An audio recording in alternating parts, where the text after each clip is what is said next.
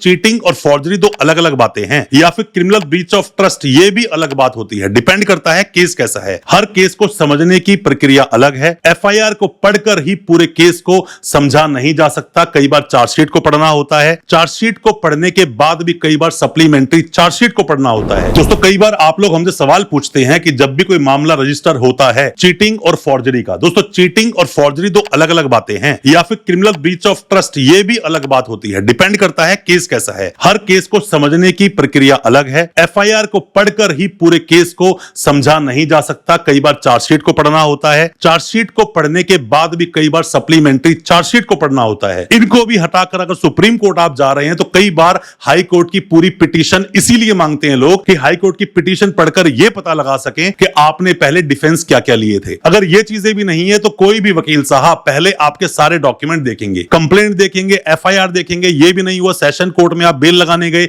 वो देखेंगे। Session court में क्या रिप्लाई आया वो देखेंगे। यहां भी बेल नहीं हुई, हाई कोर्ट गए, हाई कोर्ट में पिटीशन क्या लगाई, वहां रिप्लाई क्या आया, ये देखकर ही सुप्रीम कोर्ट कोई वकील साहब आपको लेके जा पाएंगे। और ये वकील साहब का कर्तव्य भी है, ड्यूटी भी है। उन्हें पहले पूरा केस अच्छे से समझना ही चाहिए, वरना केस को प्रेजेंट कर नहीं सकते। कोई भी वकील साहब जब केस को प्रेजेंट करते हैं तो वो उसके बारे में जानते हैं कि चीटिंग कितनी तरह की हो सकती है। चीटिंग और फोर्जरी में कुछ बातें हैं जो आपको ध्यान रखनी चाहिए, और अगर आप उन बातों को ध्यान रखते हैं मुसीबत में फंसेंगे नहीं। ज्यादा कुछ जानने के लिए इन सब बातों को दोस्तों बने रहिए हमारे इस वीडियो के साथ। नमस्कार दोस्तों, फिर एक बार स्वागत करता हूं आप सभी का अपने इस यूट्यूब चैनल पर जिसका नाम है फाइट फॉर ट्रू। मेरा नाम है वीरेंद्र वर्मा। दोस्तों, आप में से कोई भी नए वकील साहब है, कोई भी लॉ स्टूडेंट है, कोई भी आपका सगा संबंधी जानकार जेल में है, या फिर आप पर कोई केस मुकदमा दर्ज हुआ है, वीडियो बहुत काम का है।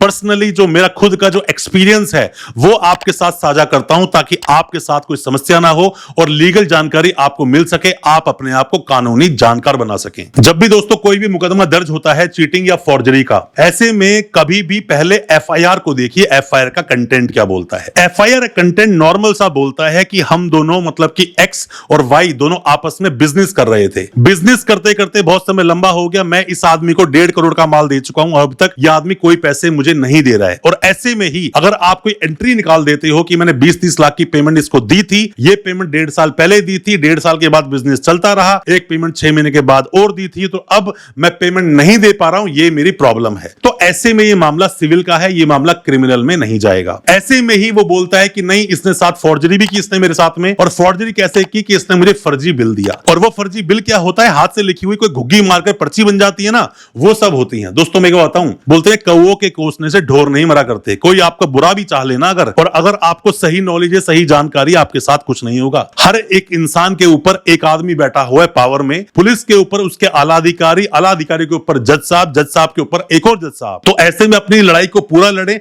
डरने की जरूरत नहीं है। मान लीजिए दूसरे स्टेट की पुलिस आपको उठाने आ जाती है, आपको अरेस्ट कर लिया, तो ऐसे में अगर इलीगल प्रोसीडिंग है, 420 का मामला है या 318 का सबसेक्शन 4 का मामला है नए कानून का, तो ऐसे में आपके वकील साहब जाते ही कोर्ट में सबसे पहली बात यह बोलते हैं कि सर इन्होंने 41A के कंप्लायंस नहीं किए। मतलब 35(3) का जो नोटिस होता है, अर्नेश कुमार का जजमेंट बोलता है, सतेंद्र कुमार अंटिल का जजमेंट बोलता है, और भी कई सारे जजमेंट आए कि इन्होंने किसी भी तरह का नोटिस हमें नहीं दिया, तो क्या ये मुझे सीधा अरेस्ट कर सकते हैं। तो ऐसे में एक आर्ग्यूमेंट होती है, जब ट्रांजिट रिमांड होता है तो आप बच सकते हैं। इसीलिए बोलता हूं कभी भी कोई भी वकील साहब केस लें तो एफआईआर को 2-3 बार पढ़ें। पहली बार समझ आती है, दूसरी बार और ज्यादा समझ आती है, तीसरी बार तो आप समझ जाते हो केस में क्या चल रहा है, सही क्या गलत क्या। देखना पड़ता है सिविल को क्रिमिनल तो नहीं बना दिया, देखना पड़ता है जजमेंट्स क्या बोलते हैं, देखना पड़ता है ये मामला सच में अप टू 7 इयर्स के हैं कि नहीं। सिर्फ और सिर्फ मामला 468 आईपीसी का है 420 के साथ, या फिर 336 लगा है 336 का सबसेक्शन 3, तो ये मामला 7 साल तक का है पनिशमेंट का। इसमें पुलिस आपको डायरेक्ट अरेस्ट नहीं कर सकती, इसमें नोटिस देना ही पड़ेगा। पर अगर यही मामला आईपीसी का सेक्शन 467 ऐड हो जाए या फिर बीएनएस का सेक्शन 338 ऐड हो जाए, तो ऐसे में पुलिस को नोटिस देने की जरूरत नहीं है। हालांकि पुलिस नोटिस तो मर्डर केस में भी दे सकती है, अगर लगता है कि अरेस्ट करने की जरूरत नहीं है। वो कब देती है नोटिस,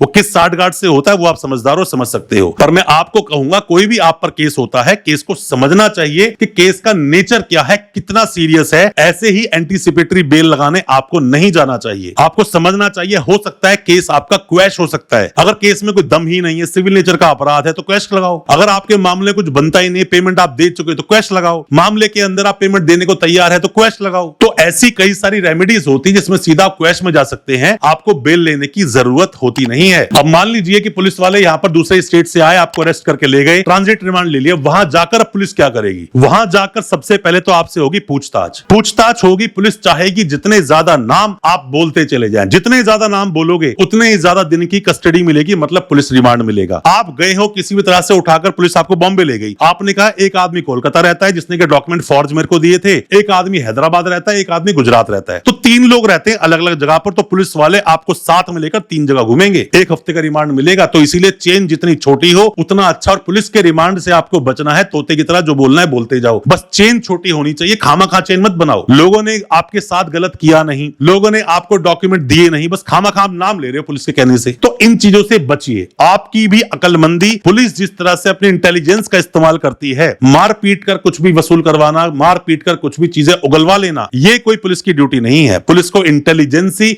इस्तेमाल करनी चाहिए। आप भी इंटेलिजेंट बनिए और खामा अपने ही खिलाफ ना सबूत दीजिए और ना ही अपने खिलाफ कोई आप गवाही दीजिए। अब सवाल दोस्तों यहां पर यह आता है कि पुलिस ने आपसे पूछताछ तो कर ली या फिर सीधा आपको जेल भेज दिया, तो क्या जेल से दोबारा पीसी रिमांड ले सकते हैं? तो क्या दोबारा पूछताछ के लिए आपको लाया जा सकता है पुलिस के पास? तो दोस्तों ऐसा पुलिस के पास पावर होती है अगर वो मजिस्ट्रेट साहब से परमिशन ले लेते हैं या फिर मजिस्ट्रेट साहब को कन्विंस कर लेते हैं कि पीसी रिमांड चाहिए 2-4 दिन का, बाहर लाना है किसी को, तो ऐसे में उसको रिमांड मिल सकता है। ऐसा नहीं सीधा आपको भेज दिया जेल तो वापस नहीं ला सकते, ला सकते हैं। ये जो पुलिस के अरेस्ट के बाद में जो पूछताछ का समय होता है, बड़े से बड़ा अपराधी बोलता है जेल भेज दो पर मुझे पीसी रिमांड पे मत भेजो, जेल भेज दो, बेल मिले ना मिले, पर मुझे बिल्कुल भी रिमांड मत दीजिए, पुलिस को मेरी कस्टडी मत दीजिए, क्योंकि उसमें क्या कुछ होता है सबको पता है। हालांकि वो इलीगल है और आपको मारा पीटा गया है, परमवीर सिंह सैनी का जजमेंट है, उसका इस्तेमाल कीजिए, तो उससे भी आप बच सकते हैं। अब दोस्तों अगला सवाल ये आता है कि अब बेल कब होगी? दोस्तों बेल के लिए इंडिविजुअली मैंने आपको बताया है कि चीटिंग फोर्जरी में कब कब बेल लगा सकते हैं, डिटेल्ड वीडियो उस पर बनाई है। आपको जब ट्रांजिट रिमांड लिया गया तब भी बेल लगा सकते हो, वहां ले जाकर दूसरे स्टेट में मजिस्ट्रेट साहब के सामने पेश किया गया, बेल लगा सकते हो, रिमांड के बाद पेश किया गया तब भी बेल लगा सकते हो, जेल चले गए सीजीएम के पास बेल लगा सकते हो, सेशन में बेल लगा सकते हो। बेल के बहुत सारे रास्ते होते हैं, डिपेंड करता है आप किस तरह की बेल लेना चाहते हो, क्या ग्राउंड्स हैं, ये चीजें बहुत मैटर करती हैं। फिर भी कोई सवाल आपके दिल में अगर होंगे, आप सवालों को पूछना, जो मेरा पर्सनल एक्सपीरियंस है वो साझा करूंगा। हो सकता है आपके साथ जो समस्या है उससे आप बाहर निकल सके और मेरी वीडियोस के माध्यम से आपकी कोई मदद हो सके। ये लीगल अवेयरनेस की वीडियोस इसीलिए लेकर आते हैं ताकि आपको अपने देश के कानून के बारे में जानकारी हो